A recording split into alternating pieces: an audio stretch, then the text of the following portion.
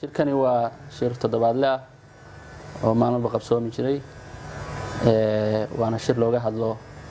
arrimaha deyn cafiska Soomaaliya ama geedi socodka deyn cafiska Soomaaliya SMB program waxaana maantay nagala soo qayb galay noona shir gudoominayay ra'iisul wasaaraha dawladda runtiina ahmed weyn ay dalka u leedahay in deynta faraha badan Soomaaliya lagu leeyahay laga cafiyo meel wanaagsan ayayna maraysaa waxaa jira heshiis cusub oo la soo galay oo la rabo in deynta Soomaaliya looga cafiyo marka runtii meel wanaagsan buu marayaa shuruudaha badankood qaarna waa la gaaray qaarna waa la gaari doonaa waxaan rajayn doonaa sanadka dhamaadkiisa in go'aan laga gaari doono deyn cafinta Soomaaliya